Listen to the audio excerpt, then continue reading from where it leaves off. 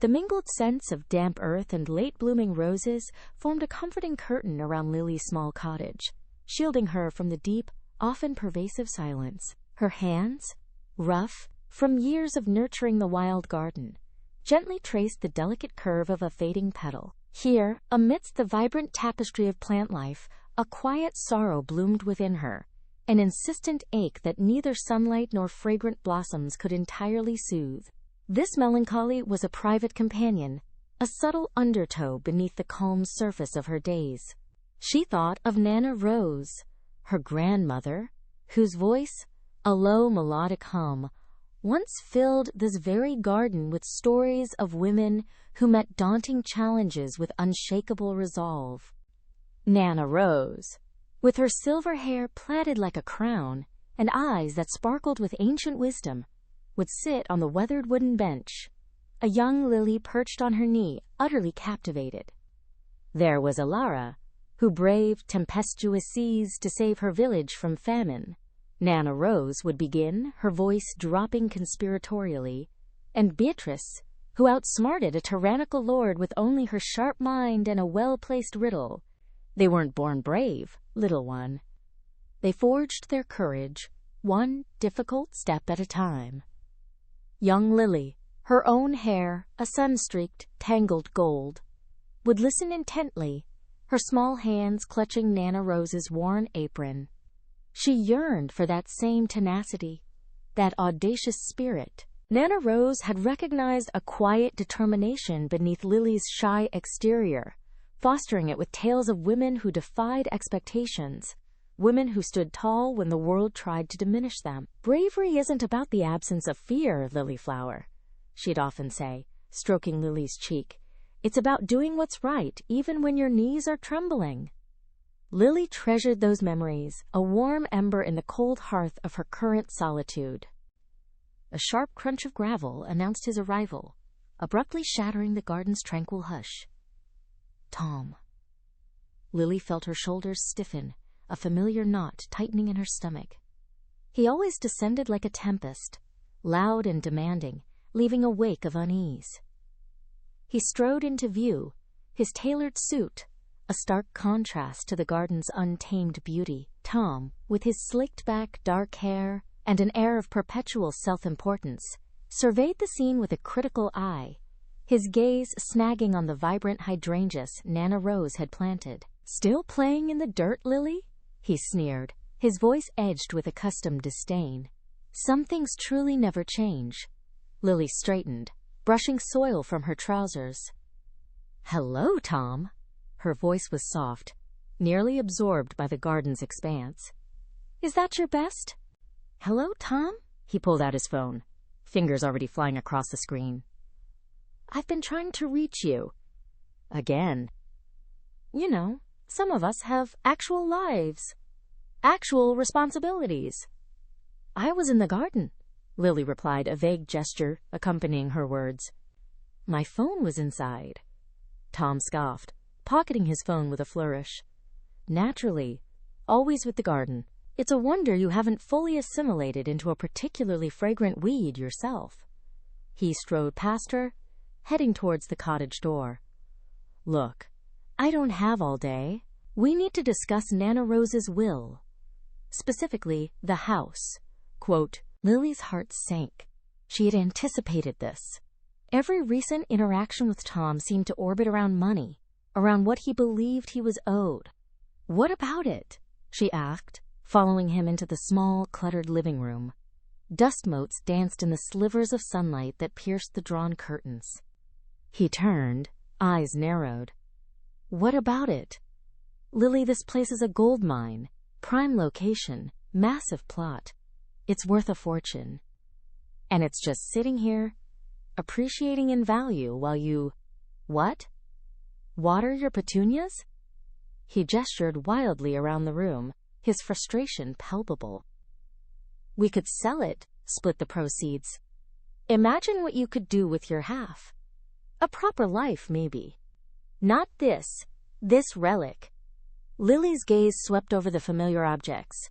Nana Rose's worn armchair, the overflowing bookshelf, the faded photographs on the mantelpiece.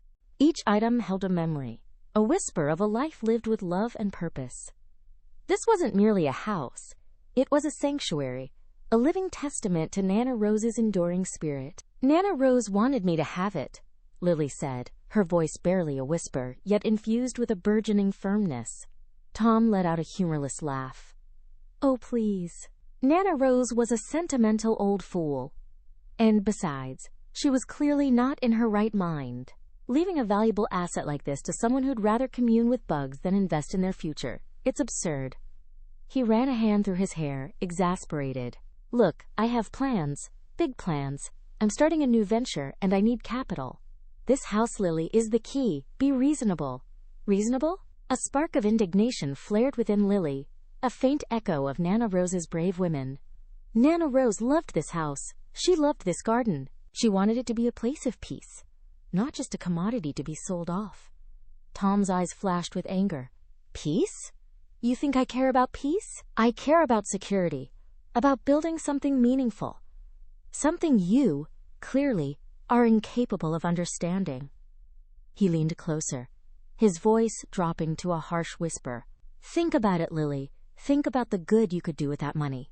Or are you content to just waste away here, just like Nana Rose did, living in a fantasy?" The words stung, a venomous dart aimed directly at the heart of her quiet existence. Lily felt the familiar impulse to retreat, to shrink, to avoid confrontation. But then, a different voice echoed in her mind.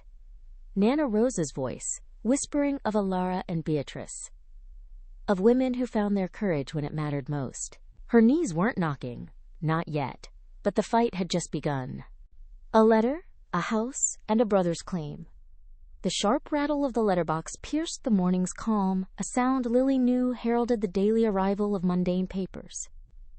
Mrs. Gable, humming a soft tune, paused from polishing a silver frame on the mantelpiece, her movements fluid as she retrieved the mail. Lily, perched on the worn armchair with her half-finished sketchpad, watched the housekeeper's brow crinkle. "Oh, dear," Mrs. Gable murmured, turning over a crisp white envelope. "This looks rather official." A jolt went through Lily. The elegant, embossed return address belonged to a solicitor's firm she vaguely recalled from Nana Rose's old documents. A cold certainty settled in her stomach. This could only portend one thing. Just then, Tom burst in, a whirlwind of ambition, his tie slightly askew, carrying the faint tang of coffee and cologne. "Anything exciting, Mrs. G?" "Not another parking ticket for my rust bucket, I hope." He offered Lily a fleeting wink, a gesture that didn't quite reach his eyes. Mrs. Gable handed him the envelope, her expression unreadable. "It concerns Nana Rose's house, I believe, Tom." Tom's casual air vanished. He tore open the envelope with an almost predatory eagerness, his gaze devouring the dense legal jargon. Lily experienced a strange detachment, as if observing the scene through a pane of glass. When Tom finally spoke, his words were sharp, severing the comfortable silence. "They're selling the house," he announced, his voice devoid of sorrow, edged instead with triumph. "Looks like probate's finally through. And, just as I suspected, it's all going to be a clean sale." He neatly folded the letter, tucking it into his jacket pocket. Lily's breath caught. Selling Nana's house? But where will the money go? The thought of Nana Rose's cherished home, a place redolent with memories, lavender, and old books, reduced to a mere transaction, felt like a profound betrayal. Tom turned to her, a confident smirk playing on his lips. "Well, Lily, it's quite straightforward, really. Nana Rose and I had a very clear understanding. She always intended for me to have the money, to invest in my business, my future. She knew I had grander plans, bigger than anyone else in the family." He subtly puffed out his chest, a self-satisfied glint in his eye. "She told me explicitly that all proceeds from the house were to be mine." Lily stared, a knot tightening in her stomach. "She told you that?" The words felt dissonant, a false note in the symphony of her memories of Nana Rose, a woman of generous spirit who subtly shared all she had. "Absolutely," Tom affirmed, his voice resonating with an unshakable conviction that grated on Lily's nerves. She saw my potential. She knew I was the one who would make something of myself. Lily's mind reeled. Her grandmother, a woman of subtle gestures and veiled hints, a master of revealing truths without direct pronouncements, had spoken differently. Lily recalled a specific afternoon, shortly before Nana Rose's passing. They sat in the sun-drenched sitting room, the air thick with the scent of jasmine tea. Nana Rose had cupped Lily's hand, her eyes twinkling with a secret mirth. "This house, my dear Lily," she'd whispered, her gaze sweeping over the eclectic collection of antiques and faded photographs, "holds more than just memories. It holds stories, and perhaps a little bit of magic. Some things, my love, are meant to be shared. Some secrets are meant for the right ears, at the right time, especially when it comes to what truly matters." She had tapped Lily's hand gently, a knowing smile playing on her lips. "Keep your eyes open, my little dreamer. The answers are often hidden in plain sight for those who truly see." The memory was vivid, the warmth of Nana Rose's hand, the conspiratorial twinkle in her eye. It was a moment etched into Lily's heart, a puzzle piece only now finding its place. Nana Rose hadn't spoken of money or a sole inheritor. She had spoken of secrets, of shared magic, of things that truly mattered. Tom, meanwhile, was already charting his course, oblivious to Lily's internal turmoil. "I'm thinking of investing in that new tech startup. The returns are phenomenal. This is exactly the boost I needed to get ahead." He practically glowed with anticipation, already mentally spending the proceeds from a house that contained the very essence of their grandmother. A quiet indignation began to simmer within Lily. The timidity that often constrained her began to recede, replaced by a nascent spark of defiance. Nana Rose's words, the lingering impression of her hand, the specific, almost urgent way she'd spoken, resonated deeply. She had clearly hinted at something more, something shared, something concealed within the beloved house's walls. And it certainly wasn't about one person claiming everything. The postman's arrival had not just brought a letter, it had brought a challenge, a claim that felt like a deliberate erasure of Nana Rose's true spirit. And for the first time, Lily felt a stirring of courage, a quiet resolve to uncover the truth, to honor the whispers of her grandmother's heart, and to stand against a narrative that felt so profoundly wrong. The last visit to Nana Rose's house. The familiar cadence of Nana Rose's words, whispered just yesterday, echoed in Lily's mind. "Before it's gone, Lilybug. Before it's all just dust and forgotten dreams." The real estate agent's sign, a stark white rectangle against the faded green of the overgrown lawn, had been like a punch to the gut. "For sale." The words felt impossibly final, a padlock clicking shut on a vault of memories. Confusion still swirled within her, a tangled knot of half-truths and unspoken histories. Nana Rose had offered no clear answers, only cryptic pronouncements and a knowing look that had both comforted and unsettled Lily. This couldn't be the end. Not yet. Not when so much remained unsaid, unexamined. A decision solidified in her chest, heavy and resolute. She had to go back, one last time, before the house became someone else's, before its secrets were swallowed by new paint and renovated walls. It was a desperate hope, a fragile whisper of a chance that within those familiar rooms she might find something, a forgotten letter, a hidden trinket, a clue that would unravel the enigma of her grandmother's past, and by extension, her own. The drive felt longer than usual, the familiar road stretching out like an endless ribbon of asphalt. Each turn brought a fresh wave of memories. Nana Rose waving from the porch, the smell of baking bread drifting from the open windows, the vibrant riot of her flower garden. Today, the garden was a wild tangle of weeds and overgrown bushes, the porch swing hanging forlorn and still. A pang of sadness tightened Lily's throat, a sharp counterpoint to the thrum of anticipation in her veins. She gripped the steering wheel, knuckles white. This wasn't just a house, it was a living archive, a silent witness to generations of joy and sorrow. To let it go, without truly understanding, felt like a betrayal. Parking by the curb, Lily cut the engine. The sudden silence was profound, broken only by the distant chirping of crickets. The air hung thick with the scent of damp earth and decay. She walked slowly up the cracked flagstone path, each step heavy with purpose. The front door, usually a warm invitation, stood grim and unyielding. The lock, she knew, had been left undone, a silent invitation from Nana Rose, perhaps. A shiver traced its way down Lily's spine, a curious blend of trepidation and resolve. Pushing the door open, a cloud of dust motes danced in the sliver of sunlight that pierced the drawn blinds. The air inside was cool and stagnant, carrying the faint, lingering scent of old books and dried lavender. Every piece of furniture was swathed in white sheets, ghostly figures in the dim light. The silence pressed in, a heavy blanket, making the creak of the floorboards beneath her feet sound like thunder. Lily's eyes, usually quick to scan, moved slowly, taking in the shrouded forms, the empty spaces where familiar objects once sat. The grandfather clock in the hall stood motionless, its hands frozen at 3:30. A silent sentinel of time stopped. She moved through the living room, her fingers brushing against the dusty sheet covering the piano, imagining Nana Rose's nimble fingers dancing across the keys. The dining room, where countless family meals had been shared, now felt vast and hollow. In the kitchen, the scent of phantom cookies almost made her weep. This wasn't just dust and shadows. It was the echo of laughter, the ghost of whispers, the lingering warmth of a life lived fully. She wasn't just searching for answers.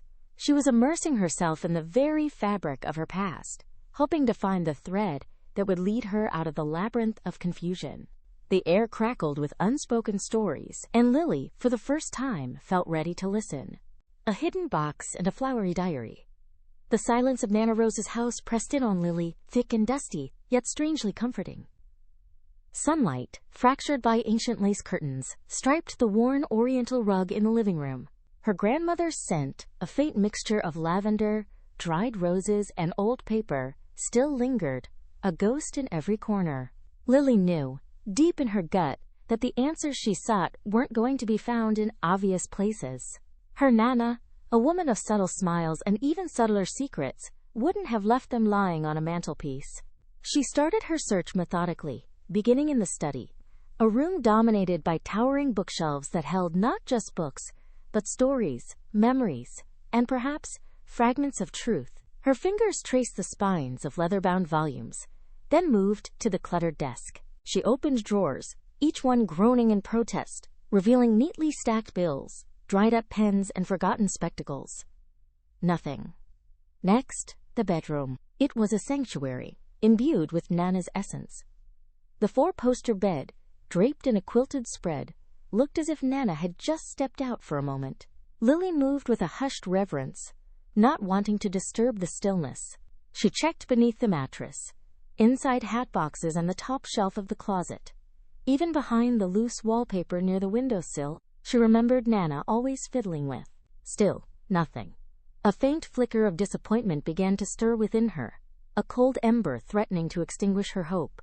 She paused in the hallway, the polished wooden floorboards reflecting the muted light. Her gaze drifted to the narrow stretch of hall leading to the pantry, a section of the house she rarely ventured into as a child. A floorboard near the pantry door, slightly darker than the others, caught her eye. It seemed a little raised. She knelt, running her hand over the smooth, cool wood. There was a faint seam, almost perceptible, where the board met its neighbor. Her heart gave a sudden, hopeful lurch. With a deep breath, Lily pressed down on one end of the board. Nothing. She tried the other, then probed the seam with her fingernail. It was tight, but there was a yielding.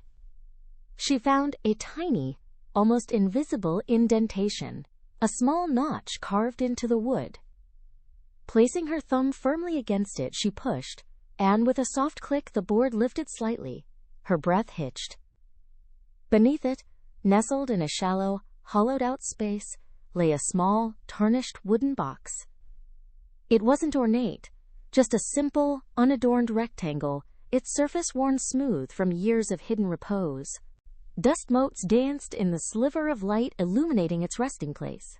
Her hands trembled slightly as she reached in, her fingers brushing against the cool, ancient wood. Pulling it out, she carried it to the living room, settling onto the plush armchair Nana used to favor.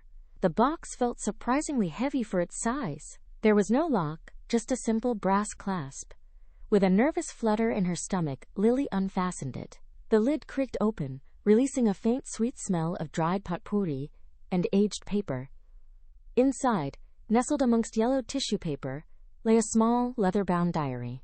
Its cover was a riot of embossed roses and intertwined vines, their colors long since faded to muted greens and faded crimson.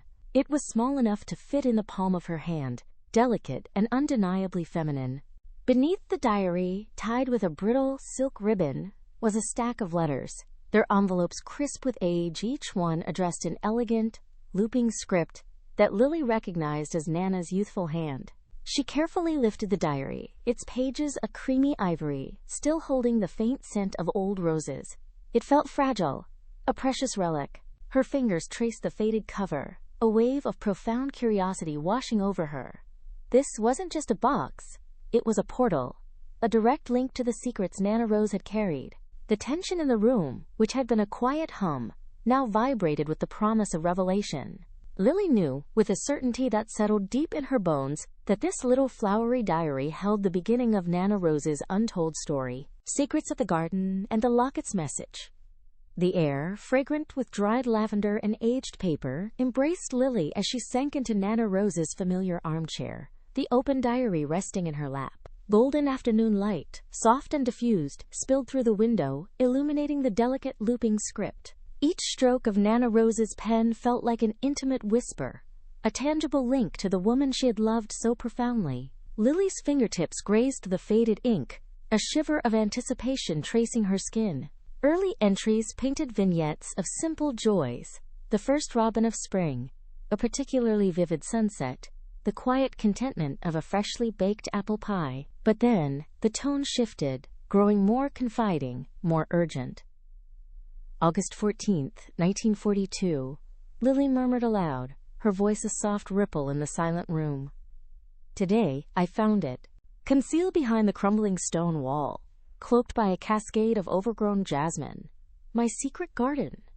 It's wild, untamed, a haven from the world's harshness. And there, at its very heart, stands the most magnificent oak. Its boughs claw at the sky like ancient, gnarled arms, its roots anchoring it to the earth with an almost fierce resolve. It feels enchanted, as if it hoards stories within its very bark. Lily paused, a vibrant tableau of the hidden garden blossoming in her mind. Nana Rose had often spoken of nature's restorative power, but never of a place so profoundly personal, so deeply sequestered. A surge of curiosity propelled her to the next entry. September 3rd, 1942. The diary continued. I've spent countless hours in the garden, communing with my oak. It sounds absurd, I know, but it listens. It understands. And today I felt compelled to entrust it with a piece of myself. I buried something beneath its deepest root. A small locket. It was Mama's. A simple silver oval. But its message is everything. It holds the key to true happiness, to vanquishing the shadows that cling to our family. It speaks of sharing, not merely possessions, but emotions, burdens, joys, everything. Lily's breath hitched. A locket, interred beneath a special tree in a secluded garden. Pieces of a puzzle she hadn't even realized existed began to coalesce. Nana Rose's frequent, almost insistent declarations about the importance of sharing, which Lily had always dismissed as mere platitudes, now resonated with a deeper significance. They weren't just words of wisdom, they were echoes of a deeply held conviction, a testament to a truth Nana Rose had unearthed and cherished. The locket's inscription is faded now, worn by time and touch. Nana Rose had written, her hand pressing harder on the page, the ink a richer shade, but its meaning remains clear. Share everything, for in giving, we receive. I fear my family has forgotten this. The silence between them, the unspoken resentments, the clinging to perceived slights, it's a poison. I pray that one day, someone will find this locket, grasp its message, and remember the power of true connection. It's the only way to heal the wounds that run so deep. Lily's vision blurred. The raw vulnerability in Nana Rosa's words was palpable. It wasn't just about a locket. It was about a legacy, a desperate hope for reconciliation within a family fractured by unspoken truths and buried feelings. Nana Rose, the quiet anchor of their family, had carried this burden, this secret, for so long. Lily felt a sudden, fierce protectiveness welling within her. She understood now that Nana Rose's gentle encouragement to "be brave, my dear," was not just about facing the world, but about confronting the difficult truths within her own family. The diary slipped slightly as Lily's grip loosened, her mind reeling. The hidden garden, the ancient oak, the locket, the message of sharing, it was all interconnected, a cartograph to a deeper understanding of her family's past, and perhaps a path to its future. The weight of this revelation settled on her, heavy yet exhilarating. She had to find that garden. She had to find that locket. And she had to unravel what Nana Rose truly meant by, quote, sharing everything. The quiet dreamer in her felt a spark ignite, transforming into a determined flame. The room's silence now held not just memories, but a clear call to action, heartbreak, and a brave decision. The ancient diary pages, brittle as parchment, scored Lily's fingertips like unseen blades. Each looping, faded line of her mother's elegant script carved a fresh gash in her understanding. Tom's carefully spun tale of a mysterious benefactor, a shared vision, a future forged through collective will, disintegrated with every word she absorbed.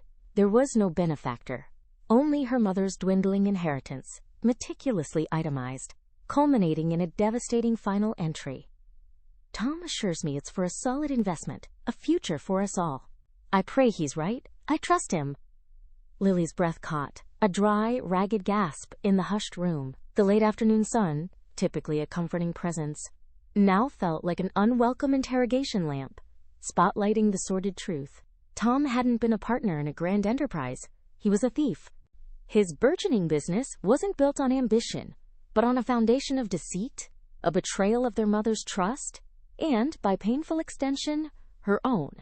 The polished spreadsheets he'd displayed, his confident declarations about profit margins and market shares, were nothing but a cruel pantomime designed to blind her. A choked sob tore from her throat, raw and involuntary. It wasn't merely the money, though the image of their mother's last efforts squandered twisted a knot in her gut. It was the implosion of an illusion, the brutal dawning that the brother she had always revered, the one she believed would shield them, harbored such perfidy. Her mind relentlessly replayed fleeting moments. Tom's dismissive gesture when she tentatively inquired about the venture, his swift irritation when she pressed for specifics, the telltale flicker in his eyes when he spoke of their shared future. All disparate fragments of a puzzle she'd unconsciously avoided, now clicking into place with agonizing precision. The diary slipped from her trembling grasp, landing with a soft sigh on the worn rug. Hot, stinging tears scalded her cheeks, blurring the familiar arabesques of the carpet. Her chest ached, with a pain far surpassing any physical wound. It was the agony of a broken heart, not from romantic loss, but from the wholesale collapse of her faith in the one person she had always depended on. The quiet, introspective part of her, the dreamer who habitually sought the best in others, felt utterly stupid, utterly guileless. How had she been so utterly blind?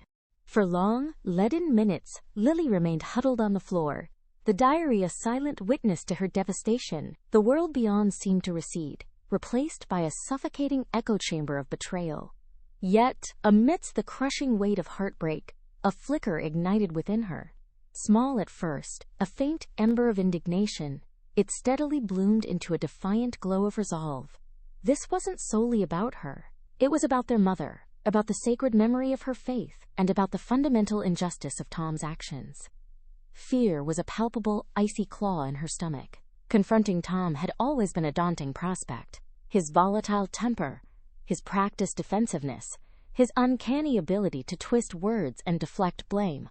It was a force she had always instinctively recoiled from.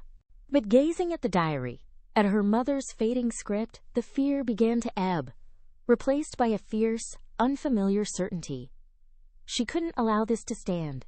She simply wouldn't. A tremor ran through her, but this time it wasn't from sorrow, but from a burgeoning sense of purpose. She slowly pushed herself upright, her legs feeling curiously insubstantial. Her reflection in the darkened window showed tear-streaked cheeks and haunted eyes, yet beneath the raw pain, a nascent strength was taking root. She drew a deep, shaky breath, the air burning in her lungs. She would confront him. She would lay out the truth, diary in hand, and demand accountability. It was a terrifying prospect, but the alternative, living with the gnawing silence of his deception, was infinitely worse. Lily wiped her eyes with the back of her hand, her jaw set. The quiet dreamer was on the cusp of becoming a formidable force. The confrontation and Tom's regret. The late afternoon sun, typically a gentle caress, now felt like an unyielding interrogation light as Lily approached Tom's office. Her grip on Nana Rose's worn diary and the silver locket was tenuous, her hand betraying a slight tremor. The enormity of the truth seemed to weigh more heavily than the heirlooms themselves. Pushing open the formidable oak door, she was met first by the familiar tang of aging paper and raw ambition. Tom, a phone cradled to his ear, sat enthroned behind his vast mahogany desk, a triumphant smirk playing across his features. He waved her to a halt, his gaze, usually incisive, barely registering her presence. Lily stood her ground, the diary a hot coal in her palm. The moments elongated into an eternity, each resonant tick of the ornate grandfather clock amplifying her frantic pulse. Finally, Tom concluded his call with a flourish, leaning back in his executive chair. "Lily, to what do I owe this unexpected visit? You look as though you've encountered a specter." His tone was dismissive, almost airy. "I've encountered a truth, Tom." "A painful one?" She began, her voice remarkably steady despite the faint tremor in her hands. She placed the diary and locket onto the polished desktop. The locket, its faded inscription catching the light, seemed to glint with accusation. Tom's easy smile dissolved, replaced by a flicker of disquiet. "What is this, Lily? Some sort of jest?" His voice, shorn of its usual charm, now held a hard edge. He pushed the items away with a dismissive flick of his wrist. "This is Nana Rose's diary, Tom, and this," she tapped the locket, "is hers as well. It chronicles a narrative. A narrative you've conveniently excised from your memory. A chronicle of a promise betrayed and a legacy stolen." The words, formerly confined to her thoughts, now tasted bitter on her tongue. Tom's face darkened. "Stolen? What utter nonsense are you spouting? Nana Rose left me everything. Fair and square." He rose, his stance aggressive, hands clenched at his sides. "Don't you dare come in here leveling baseless accusations. I know she entrusted you with her will. I know she implored you to honor her genuine wishes. Wishes that encompassed me, Tom. Wishes that envisioned her little cottage, not some extravagant inheritance for you to squander." Lily's voice ascended, fueled by a righteous indignation she hadn't known she possessed. She opened the diary to a marked passage, sliding it across the desk. "Read it. Read her own words. Witness the faith she reposed in you and how you desecrated it." Tom snatched the diary, his eyes devouring the familiar, elegant script. His jaw clenched, the lines around his mouth deepening. The initial surge of fury began to recede, yielding to a strained silence. The vibrant hues of the office seemed to mute, the air growing thick with unspoken revelations. He read a few more lines, his breath shallow. The triumphant gleam in his eyes had utterly vanished, replaced by a dull, aching void. His shoulders, previously squared with defiance, began to sag. He closed the diary, not with a resounding slam, but with a hushed click that resonated in the room's sudden stillness.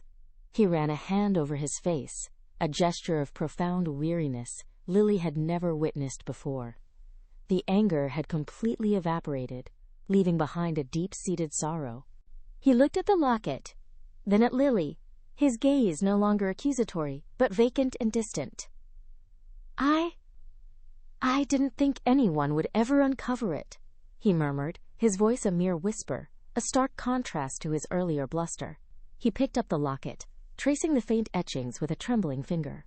She trusted me. She always did. He swallowed hard, his eyes fixed on some unseen point in the distance.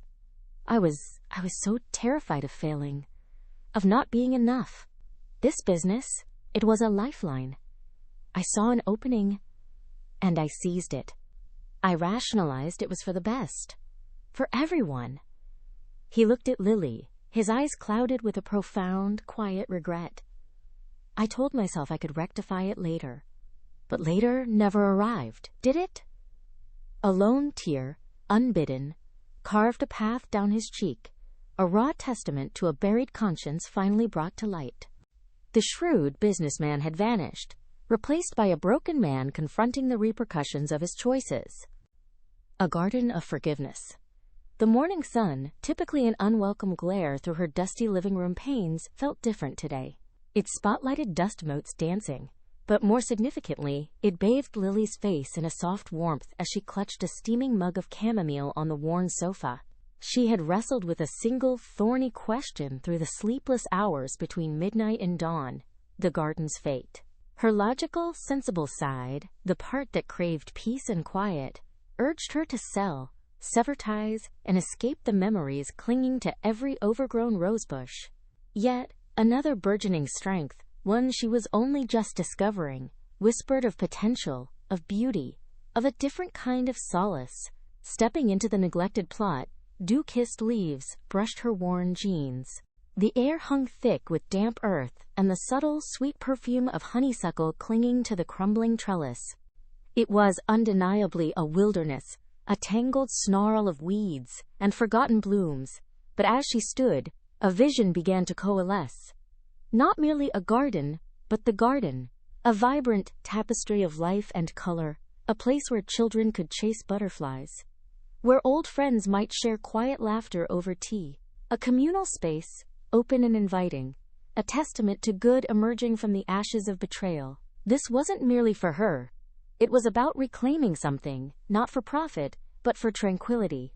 Forgiveness, she realized, wasn't solely about releasing anger. It was about cultivating something new, where bitterness had taken root. The decision made, a strange lightness settled over her. The next obstacle, however, was far more formidable. Tom. He still held a share, a fact that chafed like a burr beneath her skin. She found him later that afternoon in the old shed, meticulously sorting a box of rusty tools, his brow furrowed in concentration. Tom?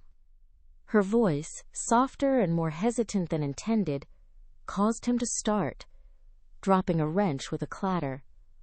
He turned, his expression guarded. Lily, what do you want? The words were clipped, carrying his familiar defensive edge. She took a deep breath. I've decided to keep the garden. He scoffed, a short, humorless sound. Keep it? For what? It's a money pit, Lily. A waste of time and effort. He gestured dismissively toward the riot of green beyond the shed door. I want to transform it, she continued, disregarding his cynicism, into a community garden. A place for everyone. He stared, a mixture of disbelief and something unreadable in his eyes. A community garden? You've lost your mind. That's a pipe dream, Lily. It'll cost a fortune, and you'll never see a dime back. It's not about money, Tom, she said, her voice gaining quiet conviction. It's about creating something beautiful, something good. And I need your help. The words hung between them, heavy with unspoken history. He looked away, fiddling with a loose bolt on the workbench. The silence stretched, broken only by the distant caw of a crow. She watched him, her heart drumming against her ribs, wondering if she had pushed too far, too fast. Finally, he cleared his throat. My help? He still wouldn't meet her gaze. Why me? Because, she said, choosing her words carefully, you know this land. You grew up here. And because I can't do it alone. It was a risky gamble, an olive branch extended across a chasm of resentment. He remained silent for another long moment, his shoulders hunched. Then, with a sigh that seemed to carry the weight of years, he said, "All right. What do you need me to do?" It wasn't an enthusiastic agreement, nor even a willing one. But it was a crack in the wall, a hesitant step forward. The next morning, the air was cool and crisp as they stood at the edge of the overgrown plot, spades in hand. The first task was simple, clearing the path that snaked through the center. Lily worked methodically, pulling up tenacious weeds, her movements slow but steady. Tom, surprisingly, matched her pace. He spoke little, his focus on the task, but he didn't complain. "These roses," Lily said, pointing to a particularly thorny bush choked with bindweed. "They must have been magnificent once." Tom grunted. Grandma loved them. Always had a knack for reviving things, even when everyone else had given up. He paused, then added, almost reluctantly, "She had a way with people too, I suppose." Lily looked at him, a flicker of understanding passing between them. The words were simple, yet they held a resonance, a shared memory of a woman who had sought to bridge divides. The silence that followed wasn't strained. It was contemplative, filled with the rustle of leaves and the gentle thud of earth as they worked. It was a fragile start, a tentative offering, but as the morning wore on and the path slowly began to emerge from the tangled undergrowth, Lily felt a faint stir of hope, a whisper of what this garden and perhaps their relationship could become. Blooming hearts and true bravery. The late spring sun, a golden caress after winter's lingering embrace, painted long, luminous streaks across the garden. It was a jubilant chorus of color and fragrance now, a vivid canvas woven with the regal purple of irises, the delicate flush of peonies, and the bright, trumpet-like daffodils. Roses, their petals unfurling with unhurried grace, perfumed the air with a sweetness that seemed to permeate everything. Lily drifted among them, her fingertips brushing velvety textures, a profound serenity settling deep within her. Each blossom felt like a small triumph, a testament to patience and tender care, reflecting the quiet blossoming within her own heart. The anxieties that had once shadowed her days were steadily receding, replaced by a calm confidence humming just beneath her skin. Mrs. Gable, settled on a rustic wooden bench beneath the ancient apple tree, observed Lily with an appreciative smile. "It truly is a marvel, isn't it, dear?" she murmured, her voice as soft as rustling leaves. "This garden, it's a blessing." Lily nodded, a genuine smile gracing her lips. "It is, and it feels almost selfish to keep it to myself." An idea, patiently nurtured in the quiet hours of dawn, had finally taken root. "I was thinking," she began, turning to Mrs. Gable, "perhaps we could open it, just for an afternoon. Let the community enjoy its beauty, too." Mrs. Gable's eyes sparkled. "A splendid thought, Lily. Truly splendid. So many would cherish such a sight." And so, with Mrs. Gable's gentle affirmation and Lily's newfound resolve, word spread through the small community. On a bright Saturday afternoon, the garden gates, once a private boundary, swung wide. Children, their laughter like scattered jewels, chased butterflies among the flower beds, their small hands reaching out in wonder. Elder couples ambled arm in arm, reminiscing about their own long-lost plots, their faces softening with nostalgia. Lily moved among them, offering cups of fragrant herbal tea and slices of lemon cake, her heart swelling with an unfamiliar joy. She saw the sheer delight on their faces, the way their shoulders relaxed, and it filled a void within her she hadn't realized was there. This, she mused, this was authentic happiness, discovered not in solitude, but in sharing, in crafting moments of beauty for others. As the afternoon light began to mellow, casting long, dancing shadows, she saw him. Tom stood near the wrought iron archway, hands in his pockets, a hesitant expression etched upon his face. He seemed altered, somehow less guarded, a touch of weariness around his eyes. Their last encounter had been fraught with accusation and anguish, a chasm of unspoken words between them. Now, seeing him there, amidst the beauty they had both, in their own ways helped cultivate, a different emotion stirred within Lily. Not anger, not resentment, but a quiet understanding. She walked towards him, her steps steady. "Tom," she said, her voice calm, devoid of the tremor it once held when addressing him. He flinched subtly at the sound of his name, then met her gaze. "Lily?" he replied, his voice gruff, yet without its usual edge. "The garden, it's magnificent." He swallowed, then continued, I came to see it, and to say something." His gaze dropped to his shoes, a rare moment of vulnerability. "I was wrong. About many things. About you. About everything."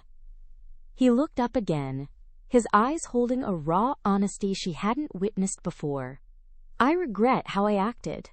The lies. The way I treated you. I was so focused on what I thought I wanted, I failed to see what truly mattered." Lily listened, her heart receptive. The words, so long anticipated, brought not a surge of triumph, but a quiet sense of release. The bitterness, the urge for retribution, had dissipated with the garden's flourishing. She looked beyond his words, into the sincerity of his gaze, and saw a flicker of the man he could be, the man he perhaps yearned to be. "I forgive you, Tom," she said, her voice clear and strong. It was not an effortless forgiveness, not one born of forgetting, but one forged in her own journey of healing. It was a courageous act, releasing the anger, choosing peace over resentment. It wasn't just the money, was it? It was something deeper. He nodded slowly. It was fear of not being enough, of failing. He finally met her eyes fully. I hope one day you can truly believe that." Lily offered him a small, genuine smile. "Healing takes time, Tom. For both of us." She looked around at the bustling garden, at the smiling faces of the community. "But some things, like this garden, are worth the effort." He looked at the vibrant tapestry of blooms, then back at her, a glimmer of hope in his eyes. "It truly is." In that moment, standing amidst the garden's blooming heart, their shared history of pain softened by the surrounding beauty, a new seed of understanding was sown. Their bond, once fractured, was not merely repaired, but deepened, not by erasing the past, but by bravely acknowledging it and choosing to move forward, together, into a future where forgiveness and growth could truly flourish.